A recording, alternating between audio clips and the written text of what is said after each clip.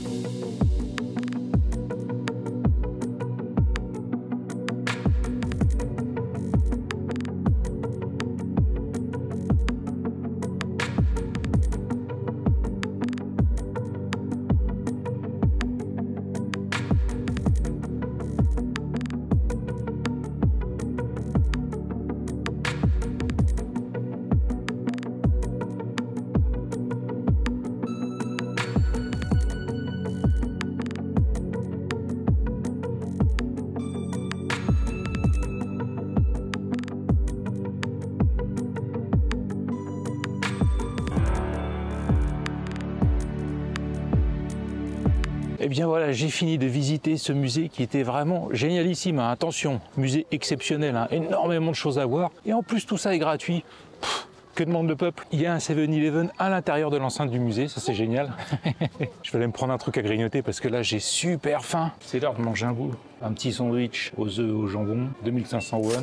Et un paquet de chips au fromage, gouda, camembert, gorgonzola, 1700 won. Faut que je vous dise, à la base, j'avais prévu de louer un scooter ici à Gyeongju. Oui, ça sent bien le fromage. Ouh. Car j'ai vu qu'il y avait pas mal de loueurs de scooters dans le centre-ville. Je me suis dit, ouais, génial, un petit scoot pour me balader dans les environs. Et puis finalement, le premier jour, comme vous le savez, je me suis levé à 11h30. Aujourd'hui, là, il est déjà 2h30, donc ça va être trop tard également. Et puis en plus, les choses qui sont à voir, je peux toutes les faire à pied. Donc finalement, je ne louerai pas de scooter ici. Sachant qu'en plus, c'était super cher. Quasiment 100 balles pour 2 jours de location de scooter. Vous vous rendez compte, c'est le prix que j'ai payé pour la Honda 300 quand j'ai fait le tour du Mont Fuji. Pas déconner quand même, hein. Pour le reste de l'après-midi, je vais tranquillement me balader puis aller voir les points d'intérêt autour de moi, il y en a pas mal. Et puis demain, je change d'endroit. Oui, ça y est, j'ai déjà réservé mon hôtel, je sais où je vais aller.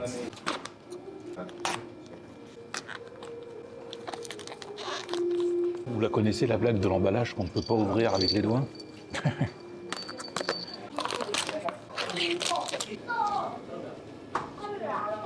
Oh, j'ai pas déjeuné ce matin, j'avais trop faim. Je vous confirme bien ce que je vous ai dit tout à l'heure. Pour naviguer ici à pied, en transport en commun ou même en véhicule, Naver, c'est l'application à voir. Franchement, ça fonctionne super bien. Bah, vous savez quoi, ce petit sandwich triangle, eh ben, il est pas dégueu. Je sais pas ce qu'ils ont mis comme sauce dedans, mais franchement, ça passe très bien. Et ces chips au fromage, qu'est-ce qu'elles valent? Pas mal. Ah ouais.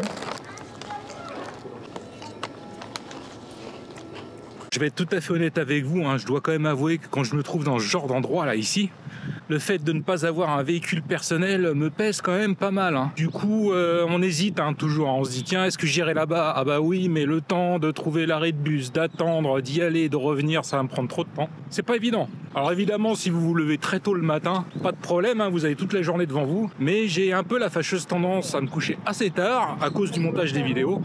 Et donc du coup le matin j'arrive pas à me lever suffisamment tôt pour profiter complètement de la journée. C'est clair que si j'avais une moto ou même à défaut une voiture, ça me faciliterait beaucoup la tâche. Et ça me pèserait un peu moins parce que là, bon c'est fatigant hein, tous ces bus. Au bout d'un moment... Il y a vraiment énormément de circulation par ici. Ça se verra peut-être pas trop, mais croyez-moi, quand j'ai pris le bus ce matin, je m'en suis bien rendu compte. Je ne sais pas si c'est des gens qui sont venus ici pour passer le week-end, si c'est des gens du coin qui visitent le week-end, s'il y a quelque chose de particulier là en ce moment. Je sais pas, mais en tout cas, il y a beaucoup de voitures. Normalement, par là-bas, à quelques centaines de mètres, il y a un bassin artificiel, un très vieux bassin artificiel, très fameux, très célèbre. à aller visiter. Et j'ai déjà repéré un petit camion de street food là, peut-être même plusieurs. J'espère que ce sera des sucreries. Ah, s'il vous plaît, de la friture, des beignets, un truc bien gras. Là, c'est ce qu'il me faut là. C'est ce que je veux manger maintenant. Ah, c'était du salé encore. Des espèces de sandwich là, je sais pas trop.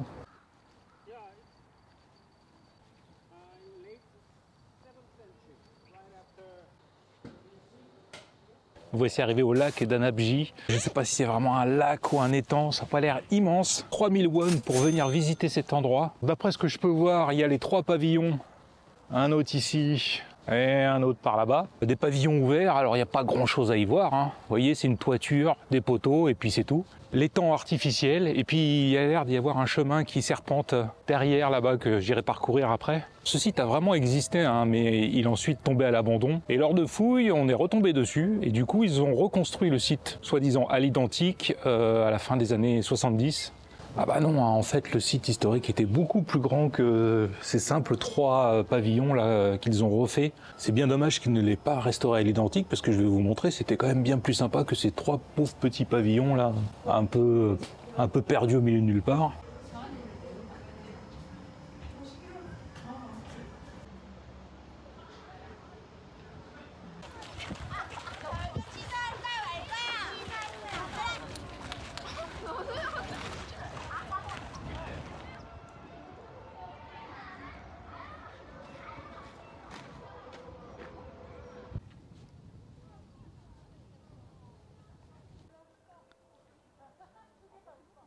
Les photos de ce site sur Google Maps, c'est quasiment que des photos de nuit, avec la lumière, les bâtiments qui se reflètent dans l'eau et tout, c'est vraiment super chouette. Et ben quand vous venez le visiter en vrai et de jour, croyez-moi, c'est pas aussi bien. Non, franchement c'est sympa, mais je crois qu'aujourd'hui je suis un peu de mauvais poil et du coup je vais être sans pitié. Il y a 3 pauvres pavillons, une petite balade là dans le jardin, mais ça a l'air d'être vite fait, en 5 minutes vous avez fait le tour. Et puis voilà quoi, je m'attendais à mieux que ça. Hein.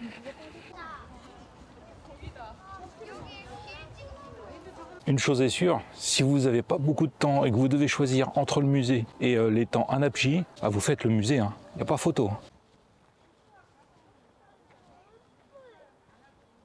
Je vais me rapprocher un peu du centre-ville car il y a un pont que j'aimerais aller voir. Un pont qui a l'air joli, mais maintenant je me méfie des photos. Je viens de voir une petite camionnette qui vend des trucs. Ça a l'air d'être des espèces de petits pains avec de l'œuf dedans. Ça, j'ai envie de tester. Kamsamnida, 2000 won.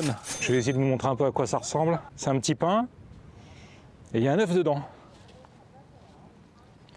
Ça fait penser un petit peu à la texture du gâteau de Savoie. C'est sucré. Et au centre, vous avez l'œuf. Ça, c'est bon. Ah ouais. Au petit déj, ça, absolument parfait. Avec un café. Ah, je l'ai défoncé.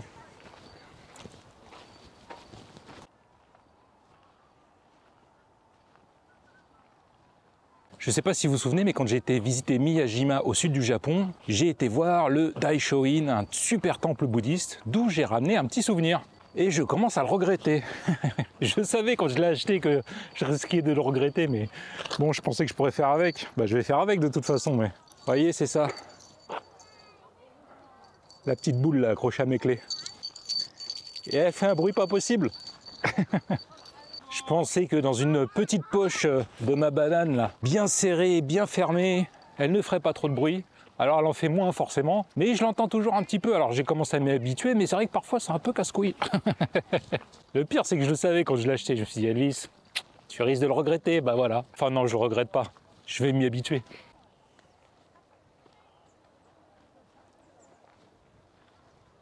Je m'attendais à trouver des touristes en venant ici, mais pas autant que ça quand même.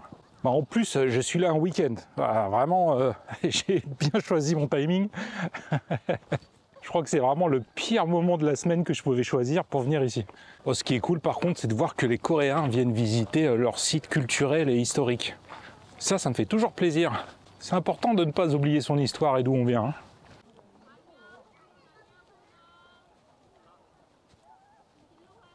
Bah voilà, j'avais pas besoin de payer pour faire une chouette balade. Regardez, là c'est un jardin public. Et c'est bien plus joli en plus. Avec des chouettes arbres. Là il y a un arbre tout droit sorti de Sleepy Hollow là.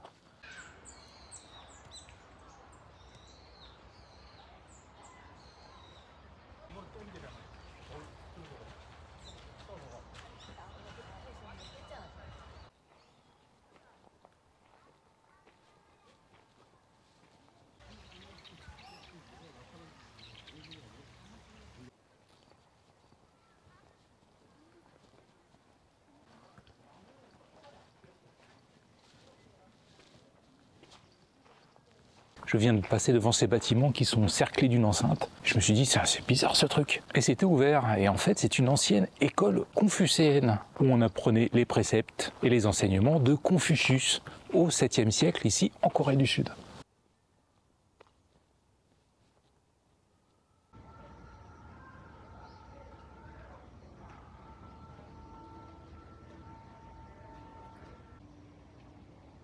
Ce que vous pouvez voir derrière moi, c'est le hall de lecture de l'école confucéenne. Je viens de lire la description sur la petite pancarte située juste à côté, et il y a une phrase que j'ai beaucoup aimée, tirée apparemment d'un passage d'un des livres de Confucius. Le but de toutes les institutions éducatives est d'illuminer les relations humaines. Et je suis bien d'accord avec ça. Comme ça, Amida, ça a l'air d'être du riz soufflé. Oh, c'est bon. Ouais, c'est du riz soufflé et au centre, il y a un truc un peu sucré. Vous pouvez l'entendre, c'est hyper croustillant. J'en aurais bien pris, mais une fois de plus, c'était des sacs énormes. Ah, ils sont pénibles avec ça, quoi. Il y a pas mal de choses à voir dans le coin. Là-bas se trouve le bâtiment que je voulais aller voir.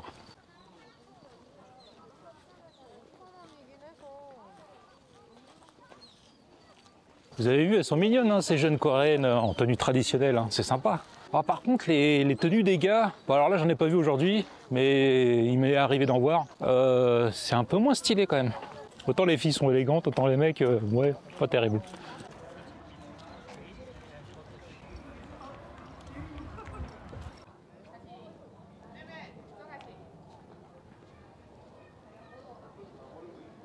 Je viens d'arriver au pont de Woljong. Désolé pour la prononciation. De toute façon, ma prononciation coréenne sera toujours pétée. Sachez-le. Un pont traditionnel en bois. Est-ce qu'il est d'origine? Je ne sais pas. Je n'ai pas trouvé de panneau à l'entrée. J'en doute fortement. C'est probablement une copie refaite à l'identique à partir d'un pont qui aurait existé dans le passé. Je doute qu'on puisse marcher dessus si ce pont était vraiment d'origine. Bon, je vais quand même le traverser ce pont, puis je vais essayer de vous le filmer quand même de l'extérieur, que vous puissiez voir à quoi il ressemble.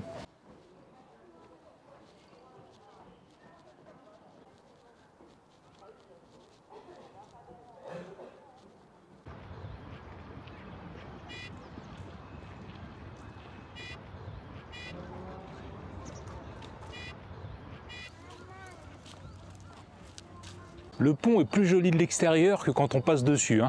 Apparemment, l'original date du début du 8e siècle. Je vais aller voir un dernier truc qui se trouve juste de l'autre côté de la rivière, et puis ensuite je vais rentrer à l'hôtel, car il me reste plein de choses à faire, préparer mes affaires pour le départ de demain, regarder le train et tout ça, enfin bon, les trucs chiants quand on voyage, quoi.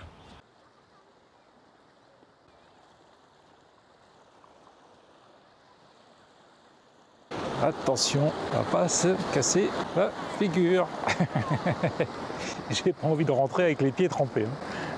Ce qui est marrant, c'est que s'il n'y avait pas d'eau, on le ferait limite en courant. Mais le simple fait de savoir qu'on peut se mouiller les pieds, on a l'impression que c'est tout de suite beaucoup plus compliqué.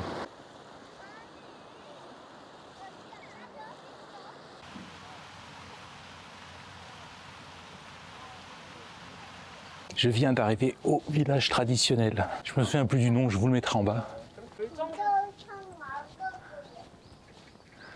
Regardez-moi ce petit café qui arrive à point nommé.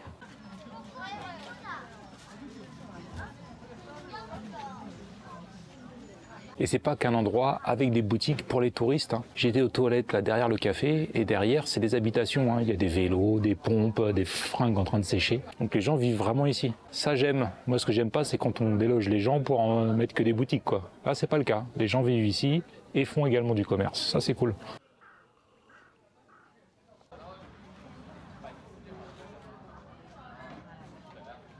Je vous avais dit que le costume pour le mec était un peu ridicule quand même, non? Vous ne trouvez pas?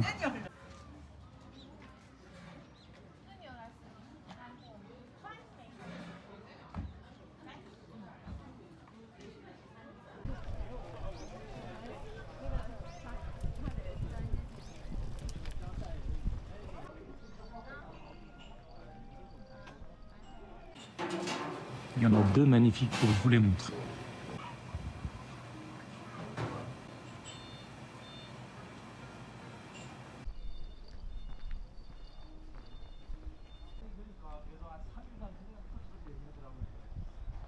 Il est bien sympa ce petit village traditionnel, mais il est vraiment tout petit, voire minuscule. Vous en aurez vite fait le tour. Sauf si vous faites comme moi et que vous vous posez à la terrasse d'un café pour siroter tranquillement votre americano en regardant les Sud-Coréens passer dans leur costume traditionnel. Ça, franchement, j'ai passé un bon moment pendant un quart d'heure, 20 minutes à les regarder déambuler et se prendre en photo, c'est assez marrant. Le moment est venu pour moi d'amorcer le retour. Le soleil commence à descendre sur la ligne d'horizon. Et puis là, j'en ai encore pour 3 quarts d'heure avant de retourner à l'hôtel. Alors, on va pas trop traîner, hein. Veuillez m'excuser si je vous ai semblé un petit peu chafouin aujourd'hui. Effectivement, je sais pas pourquoi. J'étais un peu de mauvaise humeur, mais là, ça a changé au fur et à mesure que la journée a passé. Là, ça va beaucoup mieux, je sais pas. Mais ce matin, j'étais, je sais pas pourquoi. C'est comme ça, hein. Ça s'explique pas. Ah, bah, je suis content. Avant de partir, j'aurais au moins vu ça. Les tumulus. Les rois du royaume de Silla étaient enterrés dans des tumulus. Alors ils faisaient des trous dans la terre. Ensuite ils faisaient une structure en bois. Ça c'était au tout début parce qu'après ils sont passés sur la structure en pierre d'inspiration chinoise. Et une fois que le roi était enterré avec tout un tas d'objets précieux, de dagues, de colliers, de parures et tout ça, on recouvrait donc sa tombe de terre et ça faisait donc un tumulus et il y en a un juste sur ma droite. Ces tumulus n'étaient pas réservés uniquement aux membres de la famille royale, hein. Ils étaient également réservés aux élites, les gens influents et puis surtout riches, hein, soyons clairs. Ah bah je suis content, j'en aurais au moins vu un avant de partir. Il y en a un autre derrière moi, tout là-bas, vous ne le verrez pas avec l'action cam, donc du coup je vous le filmerai avec l'iPhone pour vous montrer un petit peu à quoi ça ressemble. Ah mais il y en a un autre ici, oh mais il y en a plein en fait. 1, 2, 3, 4, j'en vois au moins 4 là.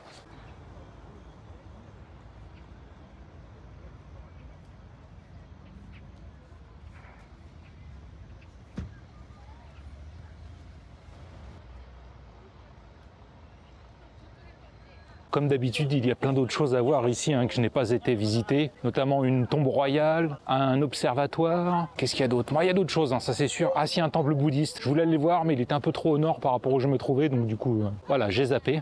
Si vous venez visiter Gyeongju, je pense que vous aurez au moins de quoi vous occuper pendant 2 jours. Et si, contrairement à moi, vous arrivez à vous lever suffisamment tôt le matin pour profiter complètement de la journée, ça peut être une bonne solution de louer un vélo pour la journée. Il y a des loueurs de vélos, il y en a beaucoup d'ailleurs. Vélo électrique, trottinette électrique, scooter, 50 et 125 cm3.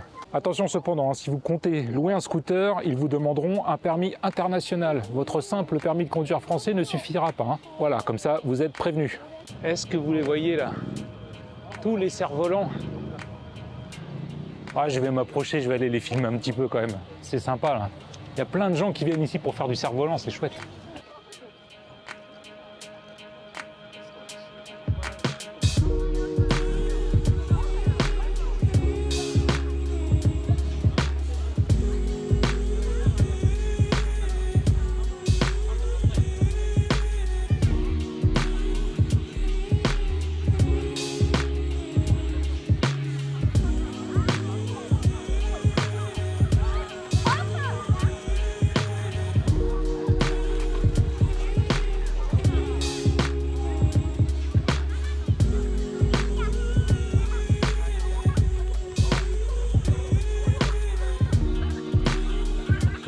Je tiens quand même à dire que c'est très bon esprit quand on se balade au milieu des Sud-Coréens. Ils sont cool, franchement, ils se prennent pas la tête. Ça me fait penser un peu aux Japonais, mais en plus brillant, plus expansif. Voilà. Ils sortent en famille, ils ont l'air heureux d'être ensemble et de partager des moments avec leurs enfants.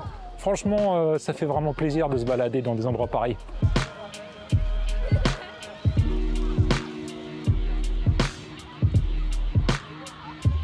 Je vous parlais tout à l'heure d'un observatoire à aller visiter, j'aurais pas besoin de le faire. Il est juste derrière moi, c'est une vieille tour en pierre, je pense qu'on ne peut pas rentrer à l'intérieur, on le voit juste de l'extérieur. Waouh, c'est quoi ça? Oh, c'est incroyable cette plante, regardez. C'est vert jaune à la base et pourpre et cotonneux en haut. Oh, c'est incroyable. Ah ouais, c'est ouf, vous avez vu un peu? Ah, c'est magnifique et honnêtement en vrai je pense que c'est le même rendu que sur les vidéos. On a l'impression que le dessus là des tiges est hyper comment dire, évanescent presque, vous voyez, encore plus léger que du coton quoi. Alors là oh putain, je connaissais pas du tout cette plante. Bon il y en a plein et les gens viennent faire des photos avec, je comprends. Franchement c'est assez classe quand même pour prendre des photos.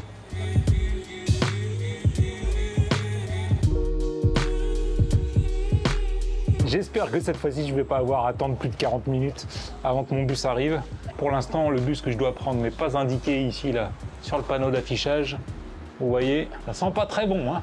Je vous laisse là, je vous retrouve une fois qu'on sera arrivé près de mon hôtel, histoire de partager ensemble un petit repas coréen.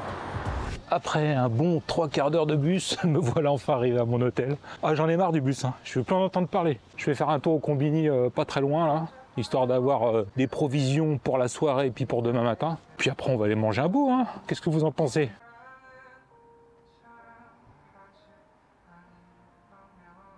J'aimerais bien retrouver le restaurant où j'ai été manger hier, avec la petite mamie là, ça me plaisait bien ça. Moi je dis les restaurants avec les petites mamies c'est toujours les meilleurs. Ça y est, je l'ai retrouvé. Je vais prendre un bibimbap, ouais ça me dit bien ça. Il ne faut jamais sous-estimer la puissance culinaire des mamies. D'ailleurs quand on interroge les grands chefs cuisiniers français et qu'on leur pose la question « Qu'est-ce qui vous a donné goût à la cuisine ?» Eh bien souvent leur réponse c'est « La cuisine de ma grand-mère ». Les mamies, c'est les meilleurs.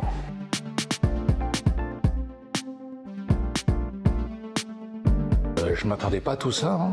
Pour moi, le bibimbap, c'était juste du riz avec des légumes, un œuf dans un grand bol. Là, j'ai de la soupe avec des trucs chelous dedans. Je sais pas trop ce que c'est. Il y a des morceaux de poisson, des trucs bizarres. On va goûter ça. Là, j'ai mon œuf avec mes petits légumes. J'ai du riz chaud et puis des petits condiments. Alors, c'est pas exactement les mêmes. Ça, c'est différent. Ça aussi. Ça, j'ai eu par contre l'autre jour.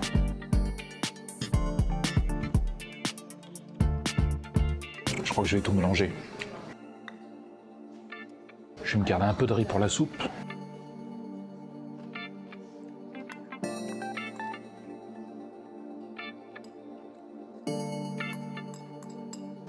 Mettre les petits poissons. Je vais peut-être pas tout mettre quand même. Voilà. Un peu de sauce qui pique quand même. Je sais pas du tout si je fais ce qu'il faut. C'est pas grave. Hein. Je crois que je vais mettre toute la sauce piquante. Hein.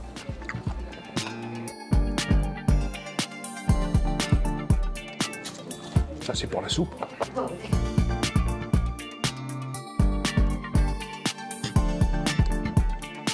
Le bibimbap, c'est clairement une recette que je ramènerai de Corée du Sud. Hein. Simple à faire, bon, équilibré. Elle est marrante cette soupe parce que dedans il y a des petits morceaux de bœuf, mais il y a aussi des petits poissons. Regardez, vous voyez. C'est étrange comme ça d'avoir une soupe à la fois à la viande et au poisson.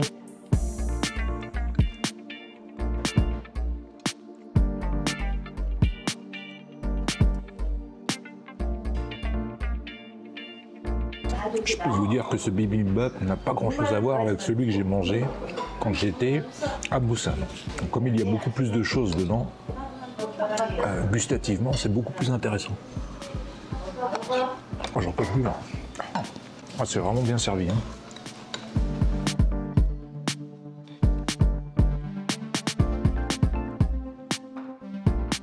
Repas terminé, c'était très bon. Je me suis un peu tapé la honte, hein. Il y a une dame qui est rentrée, qui a commandé. Ensuite, son mari est venu la rejoindre et il m'a adressé la parole à la fin de mon repas. Et je me lève, je m'approche de lui, je lui dis « Je suis désolé, je ne parle pas coréen. » Et il me répond en anglais « Oui, mais je vous demandais justement en anglais depuis combien de temps vous étiez en Corée du Sud. » J'avais pas compris.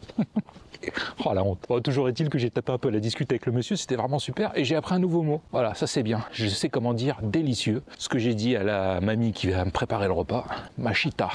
Maintenant, je sais dire délicieux en coréen. Très important, toujours complimenter le chef quand la cuisine est bonne. Ça, c'est essentiel. Hein. Le monsieur était étonné de me voir dans ce petit restaurant de quartier, parce que ici, il y a plein de gros restaurants et les touristes, c'est là-bas qu'ils vont. Hein. Mais je lui ai dit, moi, je suis pas un touriste comme les autres. J'ai trop mangé. Voilà, je suis full, mais c'est parfait. De quoi tenir sans problème jusqu'à demain matin.